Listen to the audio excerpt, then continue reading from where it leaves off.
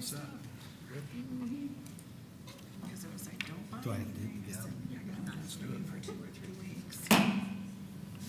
This meeting of the Community Development Board is called to order on August 19th, 2025. Could everybody please stand for the Pledge of Allegiance? I pledge allegiance To the flag of the United States of America and to the republic for which it stands, one nation, under God, indivisible, with liberty and justice for all. This board consists of 7 members and 1 alternate who are appointed by the City Council and serve voluntarily. I am Andrew Hupp, and I will ask the other members and staff to introduce themselves to my left. O'Bray, Hotrick Court. Mike Mastrosario. Jay Daniel, attorney for the board. Matt Middage, Assistant City Attorney. Ted Kozak, Planning and Development. Lauren Matzke, Planning and Development. Diane Etchinelli. Michelle Chenault. Andy Park. Please remember to turn off your cell phones so that they do not become a distraction during the meeting. Please also refrain from having any conversations in this room so that we might hear all of the testimony given today. To ensure a complete record of this board's actions, we ask that each individual wishing to speak, including the applicant, speak into the microphone at the podium in front of us. Clearly state your name and spell your last name for the clerk. Now, I will ask all those in attendance today who plan to speak to please rise and be sworn in by the clerk. Do you swear or affirm to tell the truth throughout your entire testimony? I do. Thank you. Agendas of today's meeting are on the podium to your left near the entry door. Also on the podium are a roster of the Community Development Board, the list of city staff experts and their resumes, the board's rules of procedure, and the annual schedule of this board. Our first order of business is to review and approve the minutes from the last month's meeting. May I have a motion for approval of these minutes? I motion to approve the minutes of the previous meeting. Second. Motion approved. You have a motion and a second, so now you're looking for all those in favor to indicate aye. All those in favor? Aye. Aye. None opposed? Anyone opposed? Okay, you're good. If there is any person wishing to address the board concerning any matter that does not appear on today's agenda? I see none. This board has adopted a consent agenda format, and the consent items are identified as such on the agenda. Consent agenda items are those items for which the Planning and Development Department recommends approval and the applicant is in agreement with any proposed conditions. Please note that written comments to the case that have been received to date do not result in any item being removed from the consent agenda. Items may be removed from the consent agenda today by a member of the board, a member of the staff, or any person in the audience for questions or objections. I will read each item on the consent agenda item, and if any person wishes to remove this item from the consent agenda, please so state or raise your hand, and we will remove it from the consent agenda. Items removed from the consent agenda will be heard in the regular order of the meeting. Items that remain on the consent agenda will be approved with a single vote as to each type of hearing.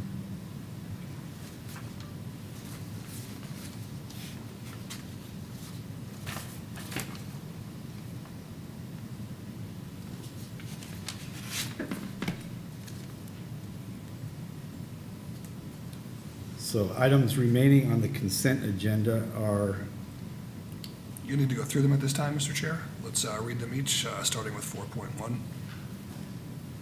FLD 2025-05012, flexible development approval for a school, retail sales and services, daycare, and offices in the office district as a comprehensive infill redevelopment project for the property at 861 North Hercules Avenue. The building does not exceed 30 feet in height and includes 69 off-street parking spaces. Requested is flexibility for the uses and reduced interior landscaping and landscape buffers along the property lines throughout a comprehensive landscape program.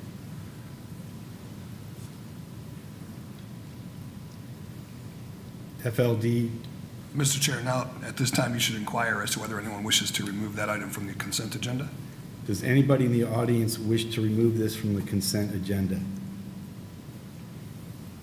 Okay. Yes, And now you no. can move on to the next. FLD 2025-06013, flexible development approval for a detached dwelling in the low-medium density residential district as a residential infill project for the property at 730 El Dorado Avenue. This building will not exceed 30 feet in height and includes 2 off-street parking spaces. Requested is a flexibility from front setback requirements. Is there anybody in the audience that would like to remove this from the consent agenda? All right. I see none. FLD 2025-05011, flexible development approval for a 10-unit attached dwelling development in the low-density residential district for the property located at 2236 Atme Junior Green Drive. The buildings do not exceed 30 feet in height and include 22 off-street parking spaces. Requested is flexibility for the use. Anybody in the audience wish to pull this from the consent agenda today? I see none. FLD 2024-08018A, TDR 2025-03001, flexible development approval to add 5 overnight accommodation units as part of the proposed 394 overnight accommodation units in the tourist zoning district in the South Beach Clearwater Pass Character District of Beach by Design located at 521 South Gulfview Boulevard. The additional units will be accommodated through interior renovations and no exterior work is proposed. The building does not exceed 100 feet in height and includes 585 off-street parking spaces. Does anybody wish to remove this from the consent agenda? We have-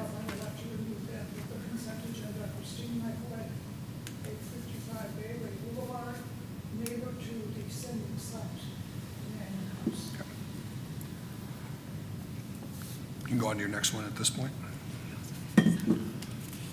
FLD 2025-05009, flexible development approval for a 1,745 square foot commercial dock accessory to a 9-unit resort attached dwelling within the tourist district in the Old Florida Character District of Beach by Design for the properties located at 685 and 689 Bay Esplanade.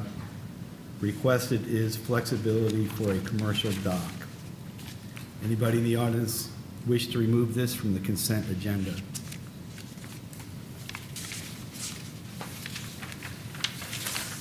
I see none.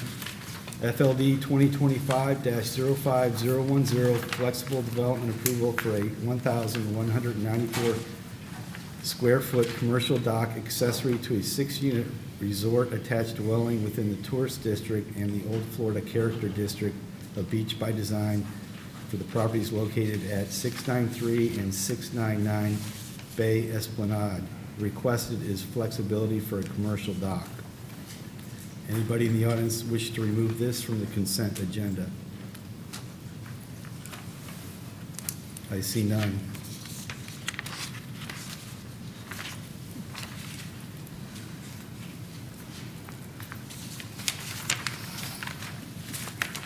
Does any board member wish to disclose any ex parte communication on any level 2 application remaining on the consent agenda?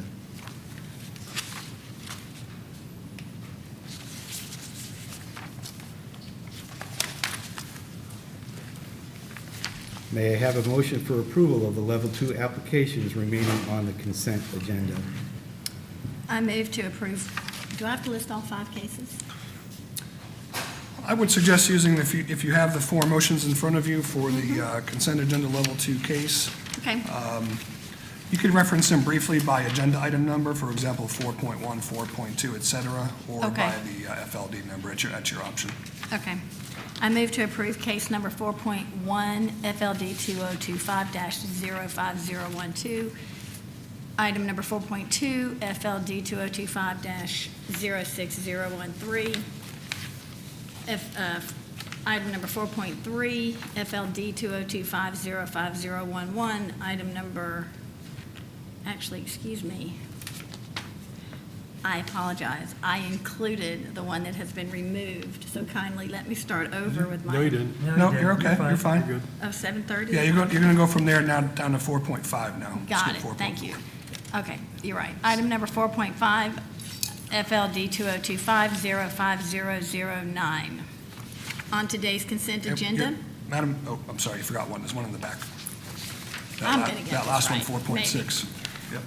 and item number 4.6, FLD 2025-05010. Thank you. And go on. There you go. So those 5 items, I move to approve those on today's consent agenda based on evidence in the record, including the application and the staff report, and hereby adopt the findings of fact and conclusions of law stated in the staff reports with conditions of approval as listed. Second. We have a motion and a second. All in favor, say aye. Aye. Any opposed? Nay. Seeing none. All right, Mr. Chair, we can go on to the regular agenda. We'll now move on to the regular agenda. There are 2 types of cases that will be heard today, quasi-judicial and legislative. I will outline the procedures for each hearing at the beginning of the respective hearings.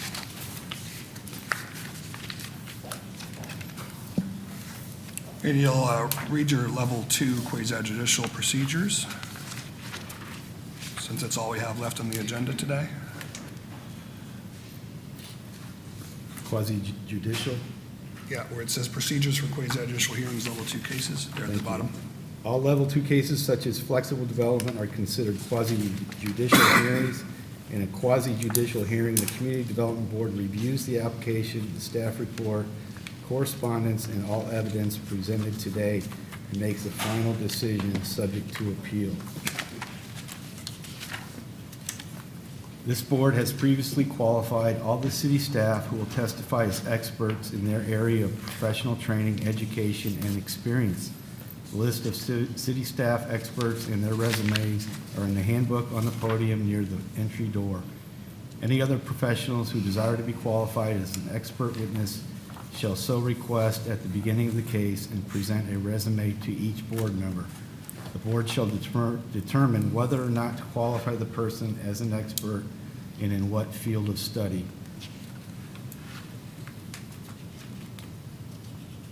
At the beginning of each level 2 case, I will ask for anyone who wishes to request party status to come forward and state your reasons.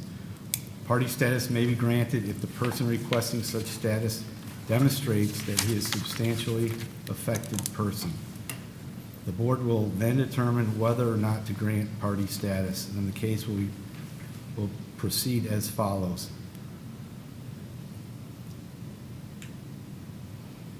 Request for party status. Presentation by planning and development staff, 10 minutes maximum. Presentation by the applicant, 10 minutes maximum.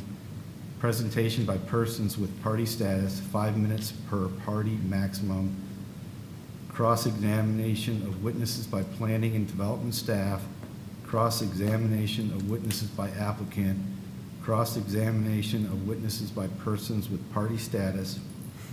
Comments by the public, 3 minutes per person. Closing remarks by the planning and development staff, 3 minutes maximum. Closing remarks by the persons granted party status, 3 minutes maximum. Closing remarks by applicant, 3 minutes maximum. Closing of the public hearing, discussion, and vote by the board. So the one pulled is in level 2 now? Yeah. So your first level 2 case today, and the only case is item 4.4 for the property at 521 South Gulfview. You've already read it, so there's no need to be doing that any longer. At this time, you'd ask for any ex parte communications by the board on this case. Does any board member wish to close any ex parte communications on this case? And then we'd query the audience for persons wishing to obtain party status. Is there anyone in the audience who wishes to request party status on this case?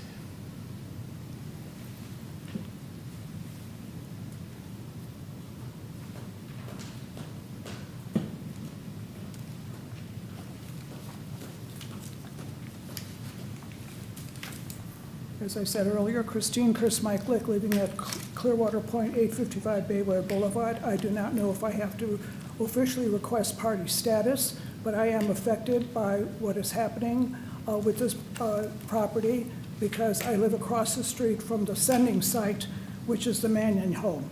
So if I'm supposed to speak as a general public, I will do that. So I'm asking. Yeah, the board can't make that choice for you, Ms. Michalik. You can request party status. Did you receive notice of the? Yes, I did. Typically, the board has adopted a policy of conveying party status to those folks who were noticed.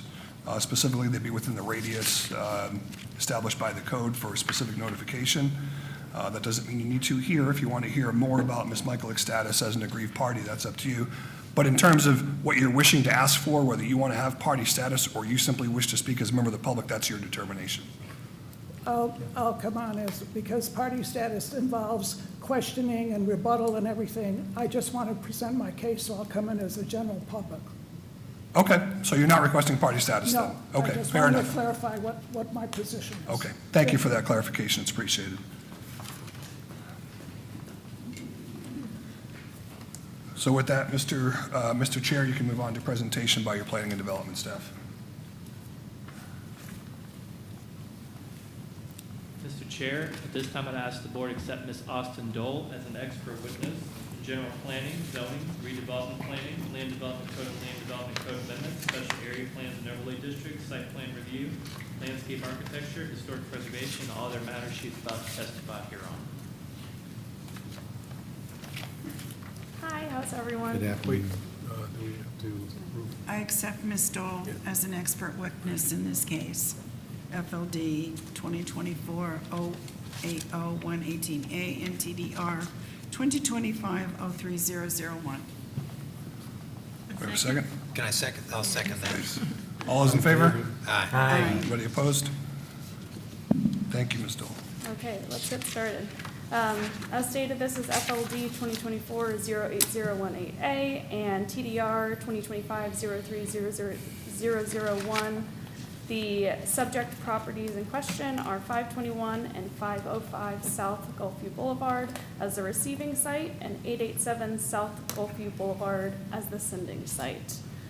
Here is an overview of our property locations.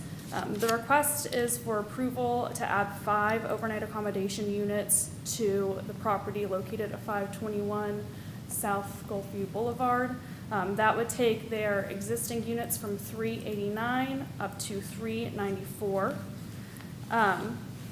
The sending site over at 887 South Gulfview is an existing detached single-family home. And the additional units would be accommodated through exclusively interior renovations. No exterior renovations would be done in order to create these 5 additional overnight accommodation units. No height would be added to the property over 521 South Gulfview. It would be purely dividing up larger suites to accommodate the 5 overnight accommodation units.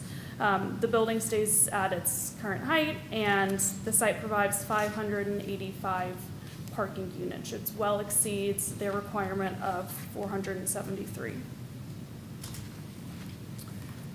Again, just to go over zoning and future land use, the receiving site over at 521 South Gulfview is in the Tourist Zoning District and the South Beach Clearwater Pass Character District of Beach by Design. The sending site over at 887 South Gulfview is in the High Density Residential District with a residential high future land use designation, and is also within the South Beach and Clearwater Pass District of Beach by Design. And Beach by Design does allow the transfer of development rights between various character districts.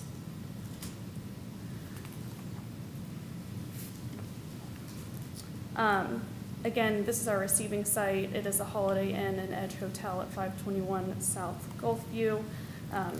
The addition of the 5 overnight accommodations would bump this from $389 to $394. This is the sending site. They would retain 1 dwelling unit to provide for their existing single-family residence, but the rest would be transferred over to 521, but they would retain 1 in order to be able to continue with their existing density of 1 dwelling unit. Again, existing development. This was not listed in staff's staff report, but we have 3 additional conditions that we are proposing being added to the staff report. First, regarding affidavit of ownership, which meets the requirements of CDC section 1403.g, discussing how the community development coordinator will have at least 30 days prior to the submission of any application for development approval that involves the use of development rights. The next is about lockout rooms, which I believe is a condition we've had in past development orders. This would allow us to make sure that we are sticking with the maximum approved 394. That way there's no possibility for the receiving site to have any potentially additional overnight accommodation units. And lastly, again, the last one that wasn't in our staff report, the transfer of development rights shall be in the form of special warranty deed meeting the requirements of CDC section 4-1402.3. Any questions? Chair, I have a question. What does this do, what does this do to the current single-family dwelling that is on South Gulfview? They only have 1 unit left or to maintain their property there. So do the owners of that property mind relinquishing all of their density to the hotel? And then what does that leave, like if somebody, because I know that house has been on the market in my 30 years here. I've seen it over the last 5 years. And I'm just curious, if a developer came in, it is in a prime location at the end of the finger, what would that developer have to do with that site? Yes, okay. that makes sense. Okay. So the owners of 887 South Gulfview, the Mannion brothers, are in agreement with the receiving site Okay. to send those development rights to 521 South Gulfview. Okay. Again, they retain their 1 so that they're completely Fine. even with their existing single-family home. So Okay. yes, they're in agreement. Perfect. And there's going to Thank be a deed recorded with a restrictive covenant that says that those units that they're transferring can no longer be used, but they have enough density remaining on the property to keep that home there, so. Correct. Okay. Thank you for clarifying. Any other questions? Questions here? There's no change to the footprint of the building, it's all interior? Yes, correct. Okay, thank you.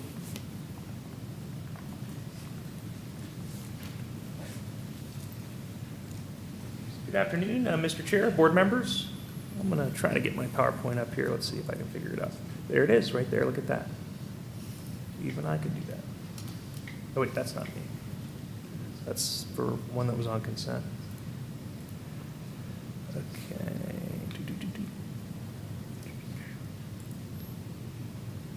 This is mine. Okay.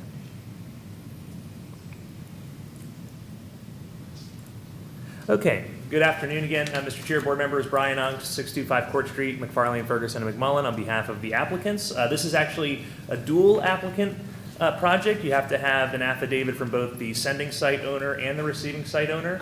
And to answer your question, these are units that are being sold for fair market value. There is a purchase and sale agreement that was provided to the city. And so the density that the Mannion brothers are transferring is actually being sold for fair market value to the owner of the hotel, who will hopefully, with your approval, utilize them to expand that hotel by 5 units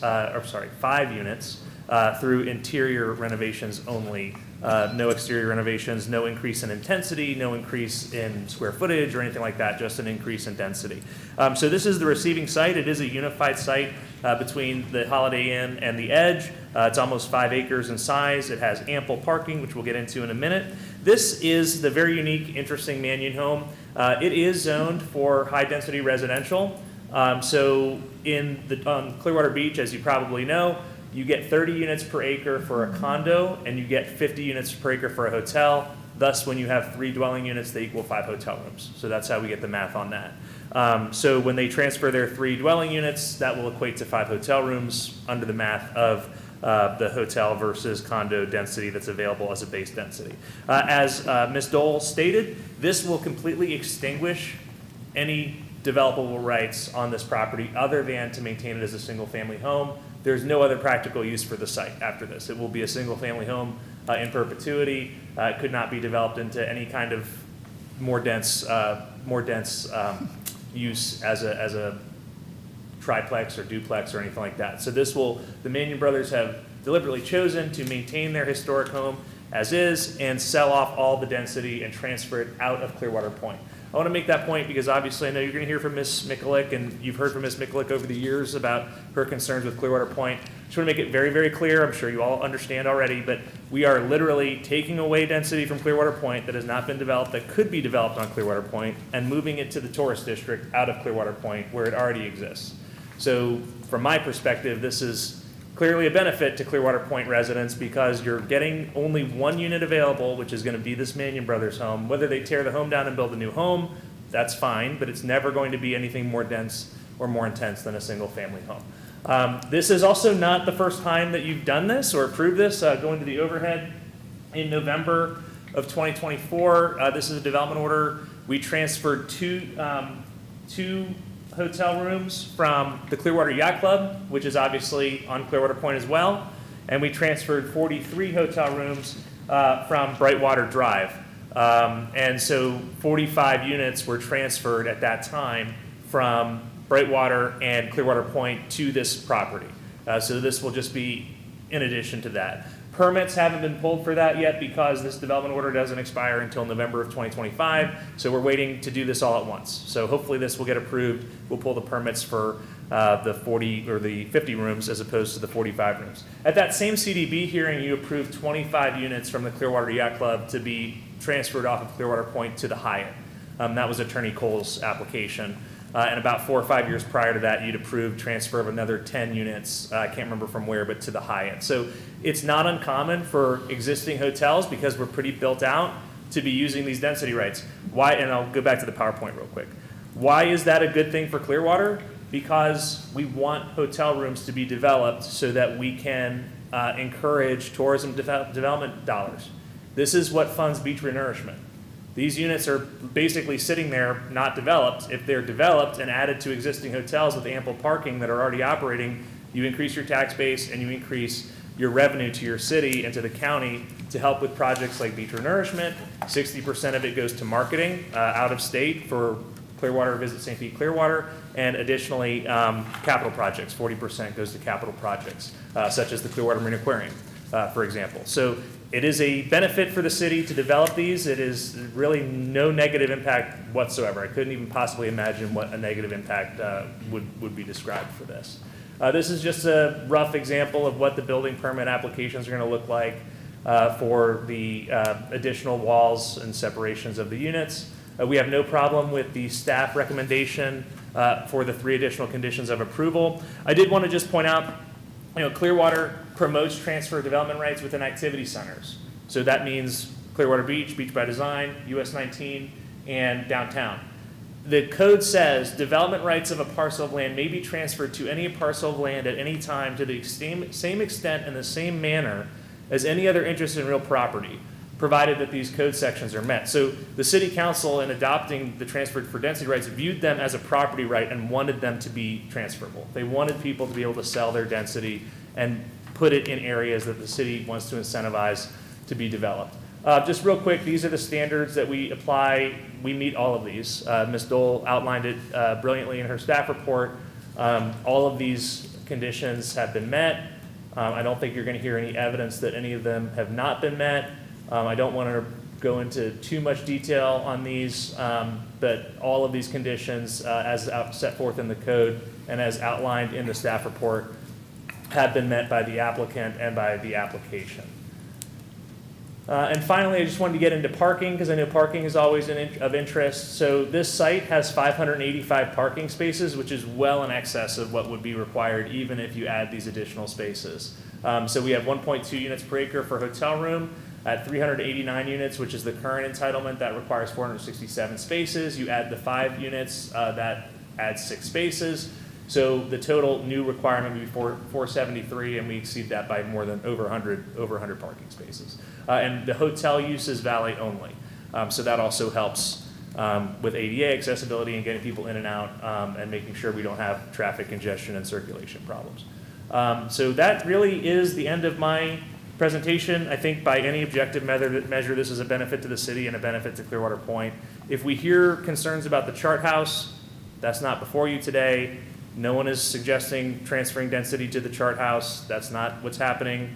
These units are going to be developed on this site. And we have a few more months to pull the building permits for the first 45 units that were approved back in November of 2024. So if and when somebody ever wanted to do anything at the chart house, it would have to come back as a level 2. It would be its own standalone application. You're not creating a precedent for the chart house or anything of that effect. Just trying to anticipate what might be said. But anyway, again, objectively, I think we have provided competent substantial evidence through the staff report, the application, and the testimony today for you to please approve this very minor transfer of these units.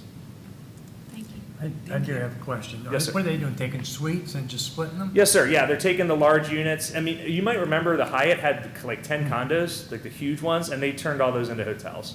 So it would be a similar thing here, where larger suite units would be turned into 2 smaller units. I have no problem with it. I think it's a good thing, especially bringing extra revenue in.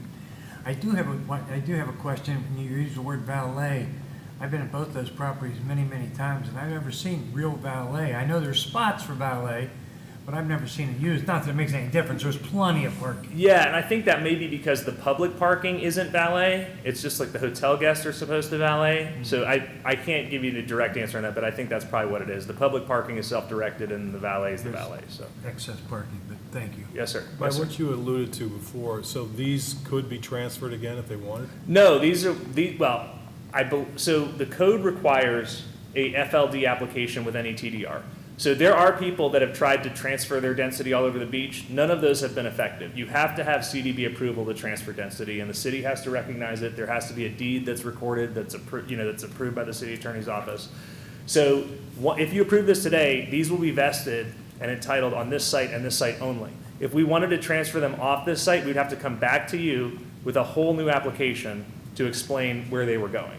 So this does not give the owner the right to develop them wherever they want. They have to be developed on this site unless and until there's a new application, which would come right back to you, and we'd have to explain it. I have a question. What other uses are allowed for that single-family home? That's a great question. I don't think really any. I've looked at that. They've asked me to look at that. And you can't do special events there. You can't do weddings there. You can't have a restaurant there. I mean, it's just not a big space. It's not allowed by code, or you're? I mean, if you wanted to change that into anything else, the only thing I could possibly imagine is if you did some kind of comp infill, because it's just not a large lot. Could I And make the it a parking- social club? It would be incredibly difficult. I couldn't imagine how you park it. Look at Bayshore, what they did over there. Yeah, I'd have to look at that. Parking would be very, very difficult for that site, for anything commercial. I could not possibly see it being anything other than a single-family home. The city has always granted off-site parking because of the garages, et cetera, so why would parking be an issue? There's no public parking garages near there. It's at the very end of Clearwater Point. So, I mean, it would be tough. It would be tough. It would have to come back to you for a change of use. So anything on that site that is not a single-family home would have to come back to you for a change of use. Are you offering a deed restriction relative to that as a part of this? I don't think so, because this property is under contract with another purchaser, and they are aware of this application and aware they're not gonna have any other density, but I don't represent that person, so I don't wanna make any representations for people I don't represent that are under contract to buy that house. Can it be VRBO'd at this time?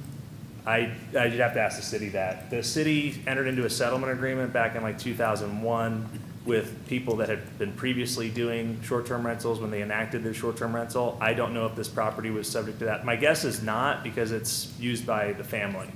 because it had to be continuously used as short-term rentals. You had to pay sales tax. I guess my guess is it's probably not part of that, but I have no idea. So what hotel density is allowed since it has one unit as a condo? Is there 2 hotels that could be allowed in the future on this?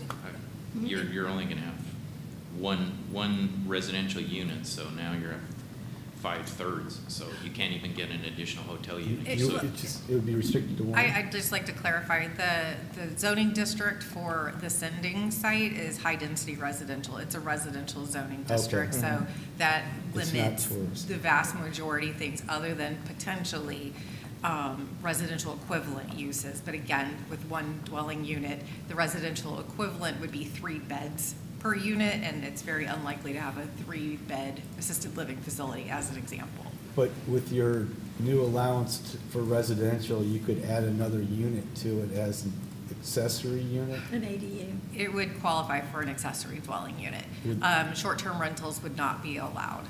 The rental term is, the 1 month, 30 days. So, Okay. You can't do short-term in HDR. I mean, It can't, the huh? list of Can't. level 2 in HDR includes attached dwelling. You can't have more than, there's only 1 unit left. Congregate care, so you can have 3 rooms. You'd have 1 hotel room, doesn't work. Parking garage and parking lot, which then we're gonna net out how much density is left to figure out. And then the lot size is gonna be restricted to that. And then residential infill, so really house or house. But they could VRBO it, correct? There's no restriction? and for a longer period of time, it would have to be a minimum of 1 month for the rental terms. But people that's a platform officially, so they could use a platform to do a longer term rental for the property. It doesn't have to be owner occupied. Thank you. Thank you. And just to be clear, if they were to add an accessory dwelling unit, that same provision, it would need to, one or the other would need to be owner occupied in that instance, but it would still be required to be rented at a longer So period of time. they would So- be allowed an additional accessory unit?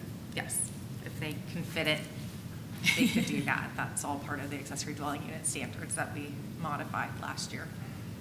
Thank you. Thank you. Anyone else have any questions? Yeah, Mr. Chair, now you would take cross-examination if either city or the applicant wishes to cross-examine anyone.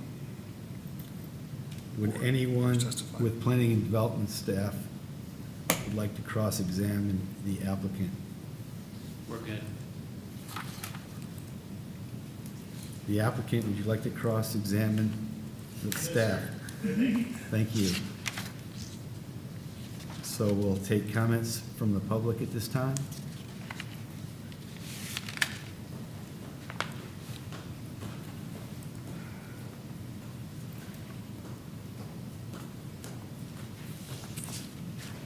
Again, Chris Michaelak, 855 Bayway Boulevard, Clearwater Point, and I've come before you, all of you except for the exception of Ms. Chenault. Welcome.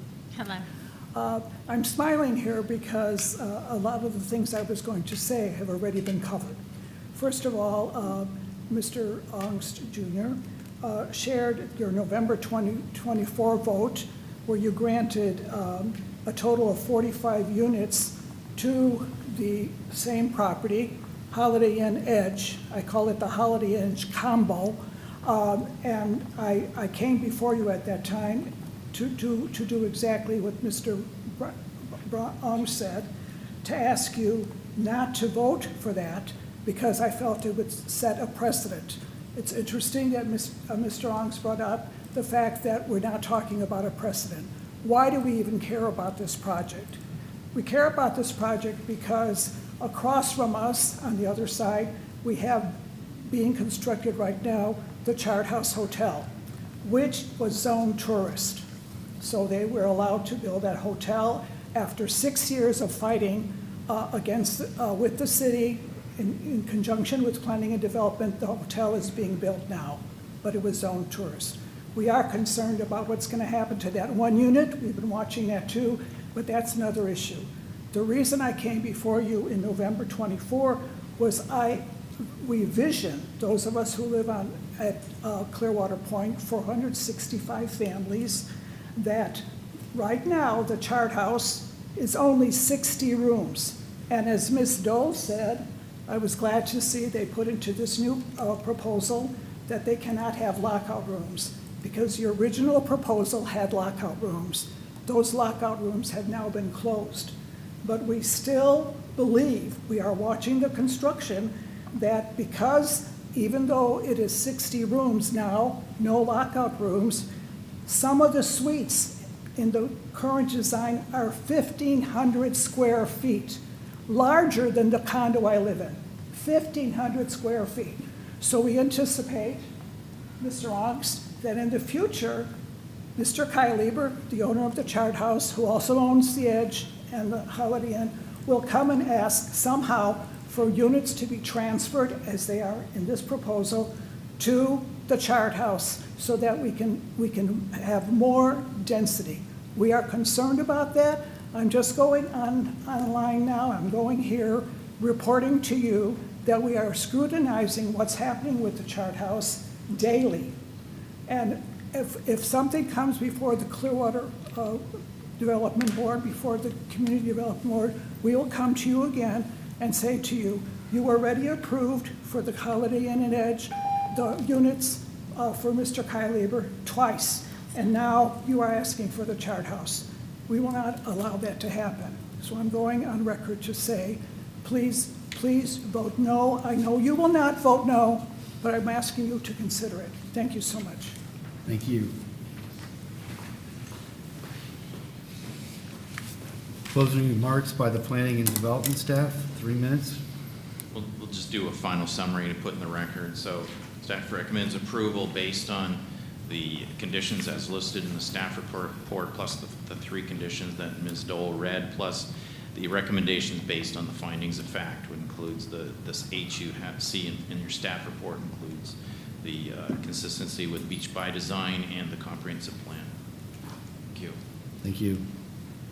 Closing remarks by applicant, please. Thank you, Mr. Chair. Very briefly, this application is about moving 5 hotel rooms off of Clearwater Point and putting them into existing hotels in the tourist district. It is not about the chart house. So if and when that ever becomes an issue, it will come back to you, duly noticed. But at this point, there's absolutely zero plans for that. The chart house is under a development agreement that doesn't expire until 2028 or 2029. I can't remember exactly the date. And it also has deed restrictions. So my point is, you have not heard any competent substantial evidence, in contrary to the staff opinion, that all of the approval criteria have been met. And so we'd respectfully ask you to approve the application. Thank you. Okay, now we'll have closing of the public hearing and discussion and vote by the board. Any discussions? It's in y'all's hands now. I only have one comment, and I think this application is fine just as it is, but I'd like to ask, what is the fear? I lived at the chart house back in '98 for 3 years on a sailboat and in the property, so I know it well. What is the concern, are we allowed to ask, with the density increasing at the chart house? Those rooms are extremely large. If they did come back to us in 5 years or 3 years or whenever and made that request, what is the concern with that? I would assume parking. Oh, okay. Are you allowed to ask her? Or what is the concern? You're at the part of the hearing where you would be discussing this application amongst yourselves, and also this application only. Yeah. Certainly, if Ms. Michaelick wishes to answer questions, she's free to do so. I won't stop her, but that's entirely up to her. Okay, but it is separate from this application. It is, yeah. At this juncture, I'd really suggest that you confine your discussion to the merits of this application and Okay. your action Sorry. on it. I withdraw my request, then. Thank you. I would move to approve case FLD 2024-08018A, TDR 2025-03001, based on the evidence and testimony presented in the application, the staff report, and at today's hearing, and hereby adopt the findings of fact and conclusions of law stated in the staff report with conditions of approval as listed. I'll second. All in favor? Aye. Aye.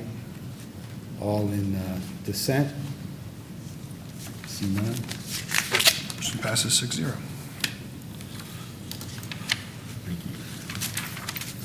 All right. And all that's left are your director's items.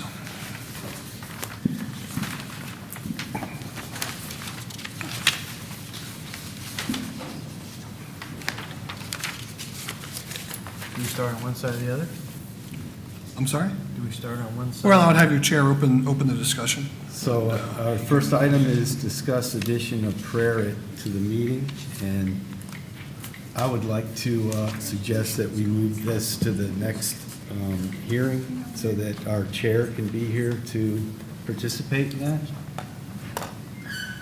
I also, I'm in agreement to that, but I'm also, I think, one of the things we're waiting on is the city attorney to put a voice in the matter. Okay. No? That was in the notes and the minutes.